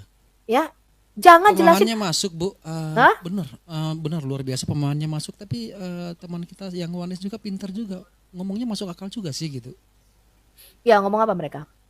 Yang seperti yang Ibu katakan tadi, dia ibaratkan begini, firman Tuhan itu adalah perkataan Allah, Yesus adalah firman Allah, berarti Yesus itu Allah gitu sendiri gitu. Iya. Walaupun Yesus mati, tapi bukan berarti keilahannya mati gitu. Ya silakan. Permasalahannya logos itu bukan perkataan, Pak. Yesus yang disebut di sini ya, kita coba perhatikan ya. Iya. Ini 1 Yohanes ini ya. Jadi sang firman hidup, kalau ditanya siapa firman hidup, membranya lah, itu Yesus. Lalu apa itu Alkitab? Alkitab itu Efesus 2 nih loh. Saya kasih tahu Anda apa itu Alkitab. Alkitab itu tulisan. Ngerti ya? Tulisan yang diilhamkan Roh Kudus. Itu tulisan kesaksian para nabi dan para rasul. Sang firman Allah yang hidup itu Yesus gitu loh teman-teman. Mereka menulis tentang sang firman hidup yaitu Yesus nih loh. Ayat 19 sampai 20. Kita ini dibangun, orang Kristen imannya dibangun di atas dasar para rasul dan para nabi. Dengan Kristus Yesus sebagai batu penjuru atau sebagai center atau pusatnya pemberitaan. Jadi para nabi itu mendapatkan firman Allah. Dia bertemu dengan sang firman hidup. Jadi yang berkali-kali menampakkan diri kepada para nabi di dalam perjanjian lama. Itu bukan Bapa. Kalau Bapa turun ke bumi mati kita. Ya. Tapi sang firman, itu firman Allah yang menampakkan diri kepada para nabi. Para nabi ini bertemu dengan sang firman ini berfirman. Ya. Lalu tulisannya itu disusun oleh para nabi, ditulis di dalam kitab Taurat dan kitab nabi-nabi. Tulisan kesaksian para nabi inilah kita kumpulkan namanya perjanjian lama. Yang menunjuk kepada Yesus Kristus. Sebagai apa? Mesias yang dijanjikan yang akan datang. Lalu apa itu perjanjian baru? Itu adalah kesaksian, tulisan kesaksian para rasul diilhami oleh Roh Kudus bahwa mereka memberitakan nubuatan para nabi di dalam perjanjian lama tentang sang Mesias itu sudah digenapi, bahwa Mesias sudah datang, namanya Yesus, dialah sang firman hidup itu. Jadi iman Kristen dibangun di atas 2 dasar, yaitu kesaksian para nabi dan kesaksian para rasul dengan Yesus Kristus sebagai center atau batu penjurunya. Gitu loh maksudnya. Jadi Alkitab itu bukan firman Allah, tapi tulisan kesaksian para nabi dan para rasul tentang sang firman hidup. Ngerti ya? Ngerti. Gitu teman-teman cara jawabnya. Satu lagi aja. Yang di luar Kristen, mereka itu mengimani Tuhan itu adalah Esa atau Ehad ya kan. Nah jadi kalau menurut saya sendiri ini ya, pemikiran saya sendiri, saya Tritunggal, saya bukan Oneness. Tapi kalau saya pelajarin, orang yang di luar Kristen itu lebih gampang memahami yang Oneness gitu Bu Sofiatul. Makanya apakah pertanyaan saya begini, apakah bisa, makanya kebanyakan teman-teman kita yang Oneness itu lebih banyak mengangkut jiwa-jiwa yang jiwa baru dari luar Kristen ya. Ke Oneness, apakah itu salah? Setelah nanti mereka masuk ke Oneness baru kita terangkan itu yang namanya Tritunggal gitu Bu. Gimana kira-kira? Ya saya rasa itu menipu. Ya, contoh kalau saya mengabarkan Injil, saya mengatakan Bapa mati di salib. Bapa mengutus dirinya sendiri. Itu ada nggak di dalam Alkitab? Nggak ada sih. Nggak ada. Saya tanya kemarin sama Samuel Siahaan. 2 Yohanes 1 ayat 3. Kasih karunia dari Allah Bapa kita dan dari Tuhan Yesus Kristus anak Bapa. Ketika kita tanyakan istilah anak Bapa, dia mengatakan itu Bapa yang kekanakan. Makanya saya tanya, para rasul mana yang mengajarkan ajaran Oneness gitu loh. Sedangkan tadi baru saya bahas bahwa gereja yang rasuli, yang ortodoks, yang rantai pengajarannya itu bisa di tracking sampai pengajaran sampai rasul-rasul, Rasul Matius, ya, Rasul Filipus, Rasul Yohanes, tidak ada yang pernah mengajarkan Oneness. Mereka percaya kepada Trinitas, bahwa Bapa, Firman, dan Roh itu adalah satu, 3 yang satu. Tadi barusan kita lihat tadi gereja di Arab, di Kristen Najran. Faimion tadi yang kita lihat. Orang Kristen Najran yang pertama kali membawa kekristenan di Arab. Dia percaya Trinitas, beribadah pada hari Minggu, mengajarkan Trinitas. Loh, sekarang mereka mengatakan itu bahasa Yunaninya salah terjemahan. nanti kita bahas sendiri koma Johannium ya. Saya sudah janjian dengan Pastor Cipto untuk membahas koma Johannium yang mereka tuduhkan ayat-ayat yang nggak ada di Codex Vaticanus dan Sinaiticus. Ya. Lalu kita tanya, gereja mana di Yunani sekarang nih, gereja ortodoks Yunani mana yang menganut paham oneness gitu loh. Mengapa semua gereja di Yunani itu menganut paham Trinitas? Mereka paham kan bahasanya? Nah, kenapa orang oneness orang-orang oneness itu misalnya Mikana dia bingung tentang Trinitas? Karena Trinitas ini jarang diajarkan di gereja. Itulah yang terus-menerus kita ajarkan di Al-Hayat. Coba nih saya dengerin ya. Ini pendeta nih katanya. Ya, perempuan di TikTok ketika ditanya Trinitas, dia pahamnya Trinitas. Dia bilang gini, Bapa pencipta, Yesus penebus, Roh Kudus mensucikan. Itu bukan Trinitas. Trinitas itu bicara Allah dalam ontologinya. Trinitas itu bicara kebagaimanaan Allah dalam ontologinya. Naturnya sebelum langit dan bumi dijadikan Allah itu bagaimana. Allah yang Esa di dalam diri Allah yang satu itu yang kita sebut Bapa, itu terdapat firman-Nya yang kekal. Bapa itu adalah wujud, sang wujud yang ada. Ya, kalau kita memahami Trinitas dan menjelaskan ini, orang Islam pun mengakui. Ya. Bapa di dalam diri Bapa yang satu terdapat firman yang kekal dan roh yang kekal yang bisa dibedakan tapi nggak bisa dipisahkan. Lalu kita jelaskan apa itu logos. Kata logos di sini ya teman-teman ya, saya jelaskan sama Anda nih ya di dalam Yohanes 1. Itu bukan perkataan ya. Ada banyak orang Kristen itu sama kayak Muslim ya, logos itu perkataan, bukan loh ya. Logos atau hologos ya, yang ini kata firman itu dipakai logos. Kata logos itu akar kata logika, teman-teman. Ya, akar kata logika. Nah, ini kebanyakan dijemahkan perkataan. Enggak, kalau Anda baca bahasa Yunaninya, logos itu akar kata logika. Contohnya berkali-kali nih Pak Erben dan saya sering mengajarkan kata biologi. Biologi itu terdiri dari dua kata, bios dan logos. Apakah kata biologi artinya perkataan tentang alam? Enggak dong. Logos atau logika itu artinya hikmat ilahi, kecerdasan Allah, pemikiran Allah, God's mind, ya pikiran Allah, God's reasoning, nalarnya Allah. Sesuatu yang di dalam diri kita. Saya itu punya logos di dalam diri saya. Logika, nalar, hikmat, kecerdasan, akal budi. Logos ini kalau keluar itu menjadi lego. Lego itu kata-kata. Legoi dalam bahasa Yunani itu artinya berkata-kata. Beda nggak? Legoi atau perkataan saya itu adalah ekspresi daripada logos yang ada di dalam diri saya.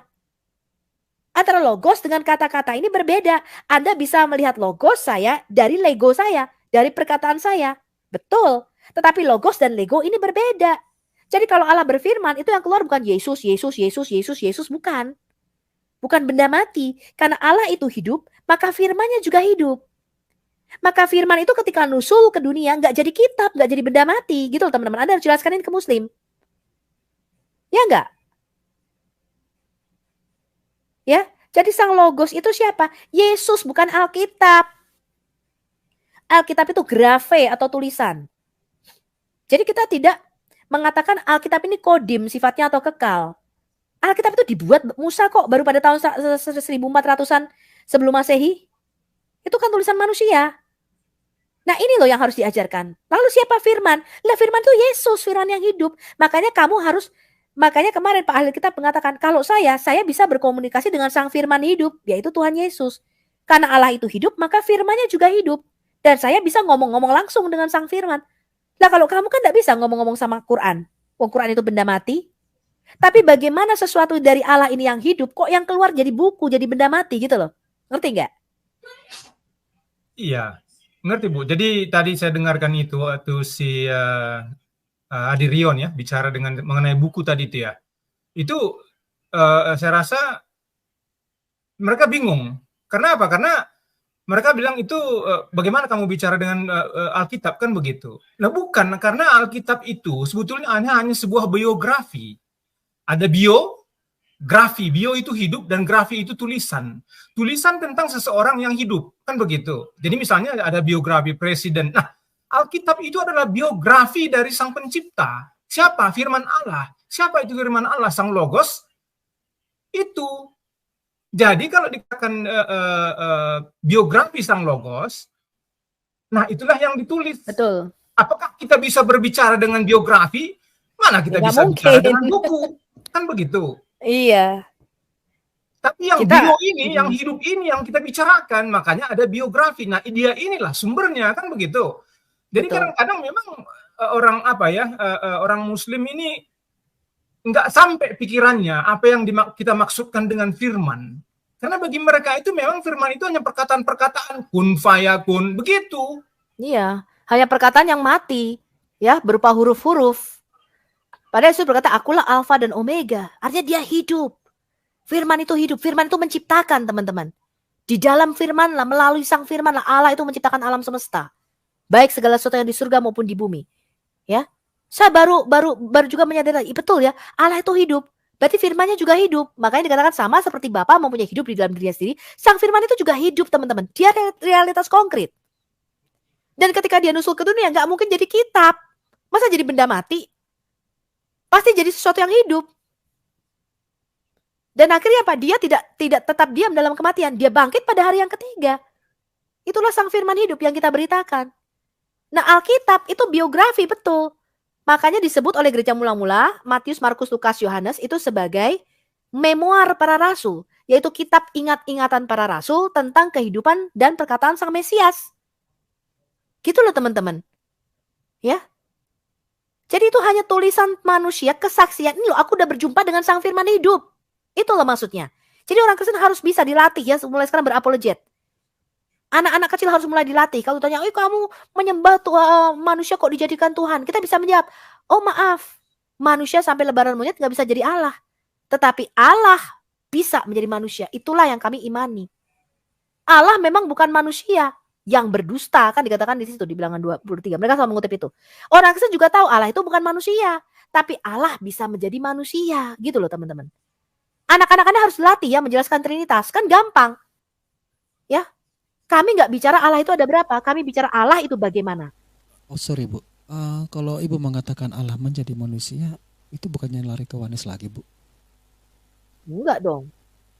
Memang begitu Allah menjadi manusia. Nih kita lihat. Pemahaman Yohanes itu kan cuman Bapa menjadi manusia kan? Pada mulanya lah firman. Firman itu bersama-sama dengan Allah. Firman itu kan Allah. Yesus Allah bukan? Sang firman. Iya betul. Roh Kudus Allah bukan? Oh berarti firman dan Allah dan Bapa itu beda berarti ya, kalau dalam pemahaman kita ya. Trinitas ya bisa dibedakan. Jadi kalau ada kata Allah itu langsung kamu asumsikan sebagai Bapa. Bapa bukan. Iya. Jadinya. Itu semacam Allah dari itu kecil kan jenisnya. sudah terdoktrin dulu. Iya. Jadi gini loh. Makanya ya kemarin ya di TikTok sampai orang ini pada telepon saya, sampai kontak-kontak saya, Bu, ada yang mengatakan di dalam diri Yesus ada dua roh, ada roh manusia, ada roh Allah. Bagaimana pendapat Bu Sofi? Saya nggak menganut pandangan itu. Kalau ada roh manusia, ada roh Allah, artinya Yesus adalah manusia yang dirasuki roh Allah. Dia menjadi Allah karena ada kemasukan roh Allah di dalamnya. Enggak. Alkitab mengatakan roh Tuhan Yesus Kristus, roh Kristus, roh anaknya, itulah Adam kedua, roh yang menghidupkan kita, disebut juga roh Allah. Hanya ada satu roh di dalam diri Yesus Kristus, namanya roh Yesus Kristus yang disebut juga roh anaknya. Dan roh ini dia sungguh-sungguh Allah dan sungguh-sungguh manusia. Kenapa itu gak bisa Anda terima dengan baik?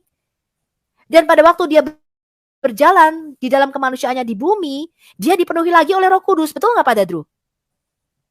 Iya, iya. Dikatakan dia berjalan dalam kuat kuasa Roh Kudus. Nah, saya tidak menganut pandangan itu. Kenapa?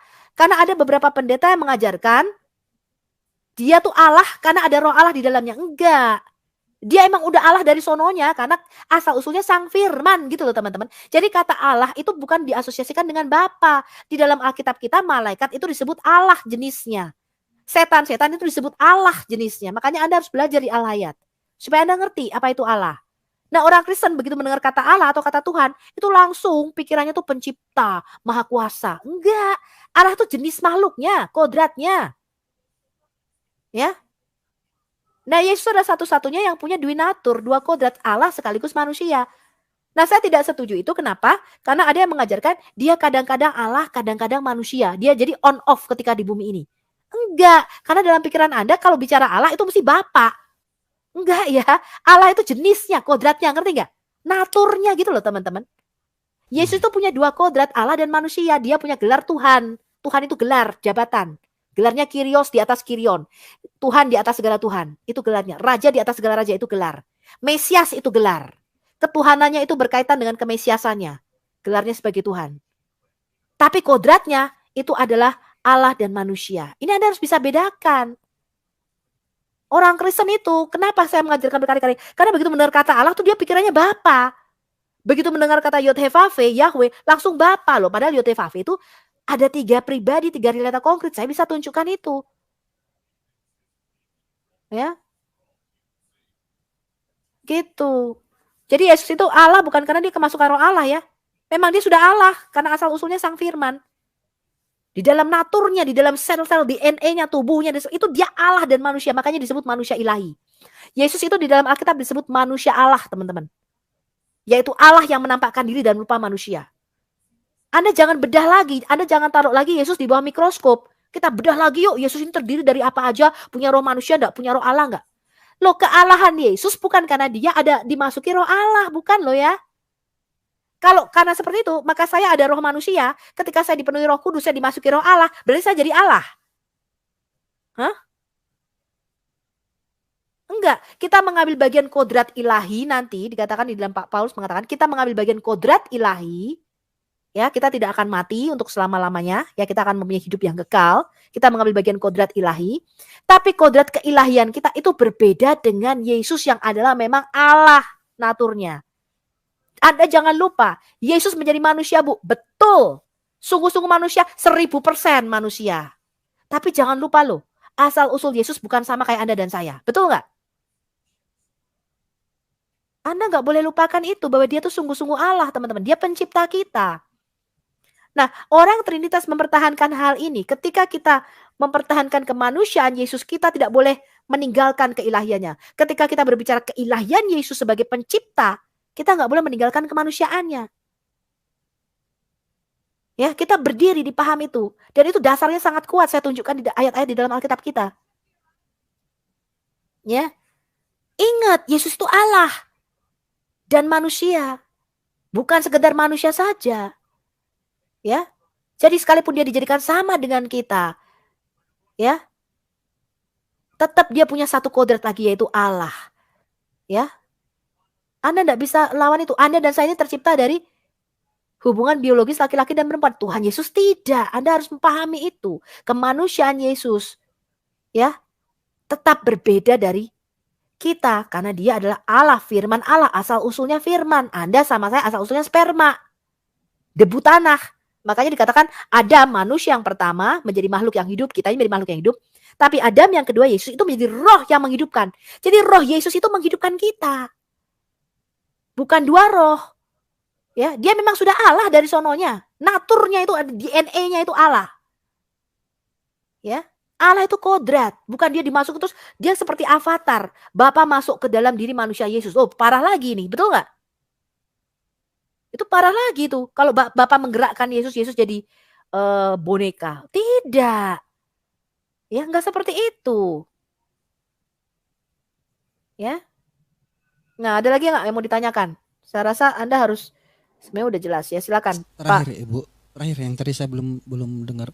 Menurut Ibu sendiri gimana mengajarkan pemahamannya Tritunggal mungkin lagi agak lebih susah dibanding pemahamannya maaf. Menurut Ibu gimana? Penjelasannya mungkin lebih lama. Iya, lebih lama. Ya. Dan sangat susah diterima orang yang di luar Kristen. Enggak apa-apa. Memang kebenaran itu susah untuk ditelan. Untuk apa saya mengajarkan sesuatu yang mudah, ya? Kalau itu racun buat Anda, ya. Saya nggak mau melebihi apa yang tertulis di dalam Alkitab. Contohnya adalah satu kesesatan besar kalau saya mengajarkan Bapa itu mati ditikam di atas kayu salib. Ya, adalah satu kesesatan besar kalau saya mengajarkan Bapa itu bukan realitas konkret, cuma sekedar mode atau fungsi. Ada satu kesesatan besar ketika saya mengatakan Roh Kudus saja sekedar energi ataupun hologram. Ya, nah Anda bisa terima atau enggak? Ya, itu terserah mereka. Bukan Anda Pak Ronald. Maksud saya begini loh. Ketika kita mengabarkan itu kepada Muslim, kita jangan berharap kita itu mentobatkan mereka. Hanya Roh Kudus yang bisa menggerakkan. Biarkan mereka mencerna makanan keras ini. Untuk makanan keras itu dicerna itu perlu waktu Pak. Pelan-pelan. Nggak sekaligus.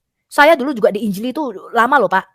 Terus terang, saya aja di Injili lama, jadi saya sendiri juga ngerti, paham. Ya, saya aja di Injili lama, saya aja nih orangnya keras gitu loh. Ya.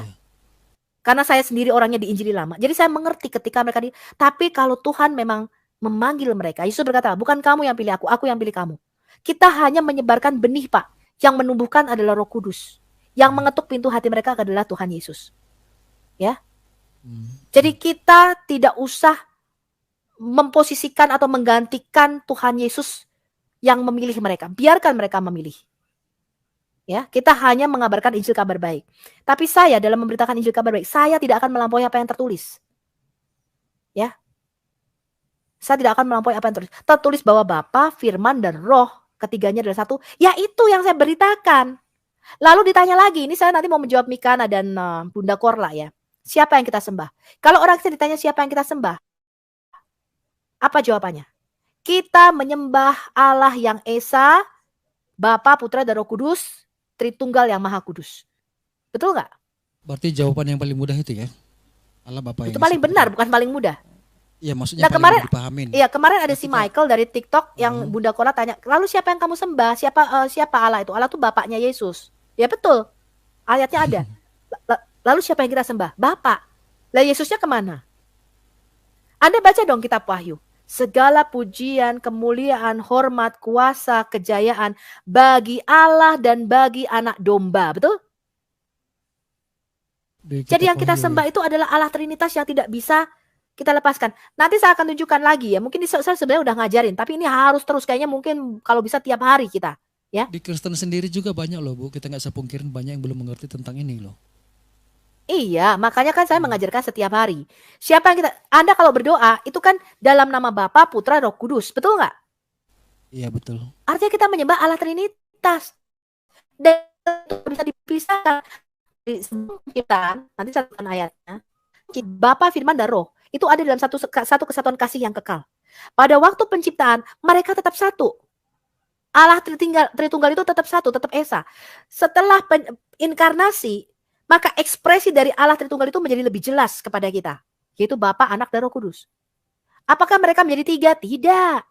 Nanti setelah pasca inkarnasi, ya, kita tetap menyembah Allah yang Esa. Makanya dikatakan mereka punya satu nama. Yesus berkata, namaku dan nama Allahku yang baru. Kenapa satu nama? Ya karena mereka Esa. Makanya Yesus mengatakan, baptislah di dalam satu nama, yaitu Bapa, Anak, dan Roh Kudus. Betul nggak Pak Dadru? Benar, Bu. Jadi Allah yang Esa, yang kita sembah Allah yang Esa, Bapa, Anak, Roh Kudus. Ketiga-tiganya kita sembah. Anda tidak bisa menyembah salah satu. Kenapa? Kayak misalnya Anda menikahi seorang wanita.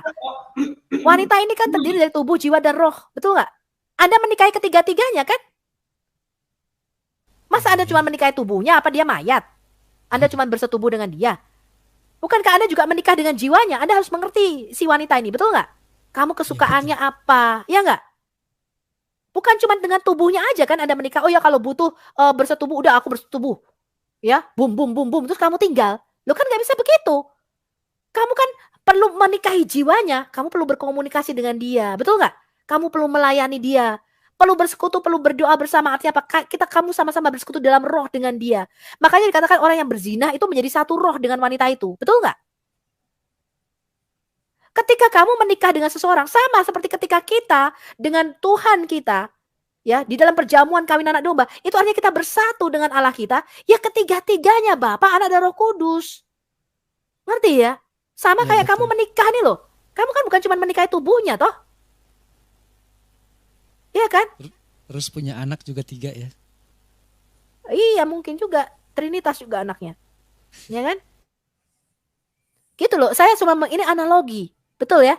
Kamu nggak mungkin dong aku nikahi tubuh. Itu kan pelacur, betul nggak? Kamu udah butuh, kamu nikahi tubuhnya, udah berapa? 2 jam kamu bayar dia, udah pergi. Loh, itu pelacur namanya. Kalau dalam satu pernikahan, makanya dikatakan, aku ini suamimu. Tuhan mengatakan begitu dalam kitab Hosea. Artinya apa? Kita harus memahami dia. Makanya dikatakan, aku ini suamimu yang setia. Dan kita ini bisa mendukakan Tuhan loh. Allah kita itu berkata, Israel itu mengenal jalan-jalanku. Israel itu tahu perbuatan tanganku. Tapi Musa itu mengenal jalan-jalanku. Musa ini benar-benar menikah dengan Allah. Musa ini benar-benar tahu dia. Sama seperti Daud. Dikatakan apa? Aku mendapati Daud, orang yang berkenan. mengerti isi hatiku, orang yang berkenan, yang menyenangkan hatiku. Itu Allah suka gitu loh. Ya. Seperti dalam pernikahan, anak perkawinan analoginya. Ya kan, Anda bisa berkomunikasi, nanti ngatur keuangan bersama, bagaimana kamu sukanya apa, kamu gini, aku nggak suka loh begini, nanti kalau ini nih, itu kan kamu dengan jiwanya kamu berkomunikasi dengan orang ini, ya kan? Kemudian kamu bersekutu bersama, kamu baca firman, saling diskusi tentang firman Allah, ke gereja bareng, ibadah bareng, itu kan kamu bersatu dengan rohnya dia, betul nggak? Itu loh teman-teman. Jadi kita itu siapa kita sembah? Ya Bapa, Anak, dan Roh Kudus. Ngerti ya kalau ditanya, itu Allah Tritunggal yang Maha Esa gitu yang kita sembah. Nggak bisa Anda nyembah salah satu. Ya silakan, ini ada Pak Jos dengan Pak Boxer. Silakan Pak. Tadi kayaknya ada Muslim masuk tapi keluar lagi nih. Silakan Pak Jos.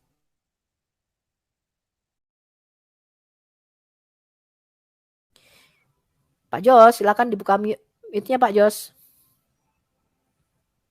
Saya mau tambahkan tadi dikit ya. Sebetulnya salah kita mengatakan bahwa pemahaman oneness itu lebih mudah dijelaskan daripada Trinitas. Kebalik. Justru lebih bulat kalau saya bilang. Mudah menggambarkan Trinitas sebetulnya daripada oneness.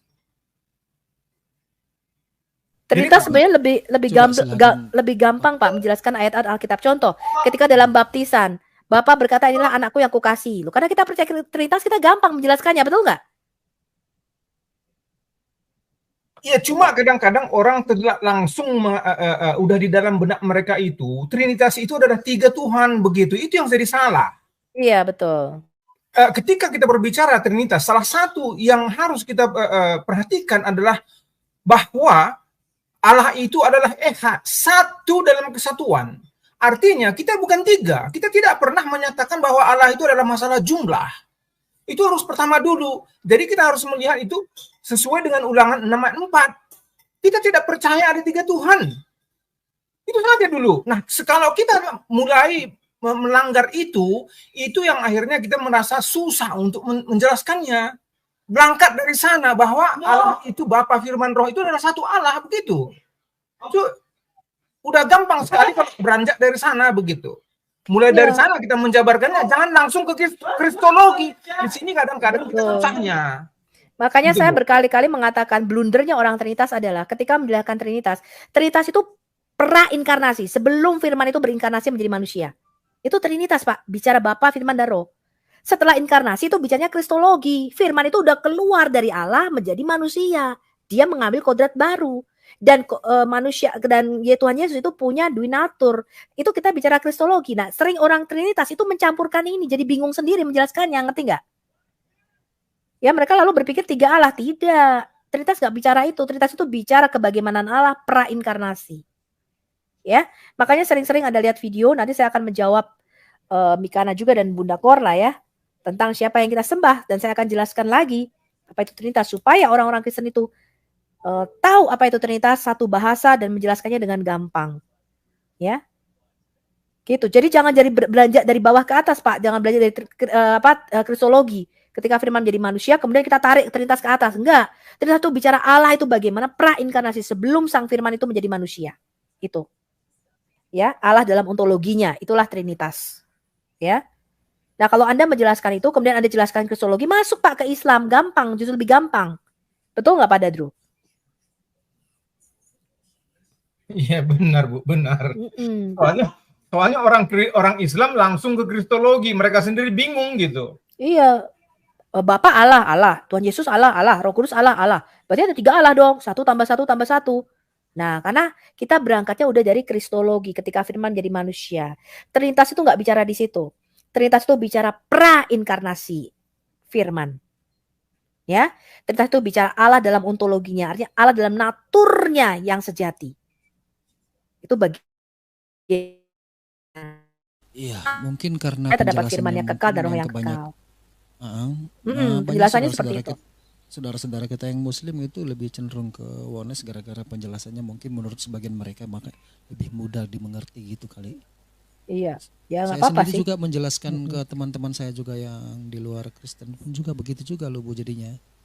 Jadi kalau aku terangin secara yang Ibu katakan ini, memang jujur saya juga masih belajar tentang Trinitas ya, jujur ya. Saya nggak bisa bilang saya pinter. Tapi pas saya waktu mau nerangkan itu memang agak panjang yang Ibu Sophie bilang ya, agak panjang ngomongnya dibanding ngomong tentang Yesus adalah Tuhan dan Allah itu sendiri, lebih gampang gitu.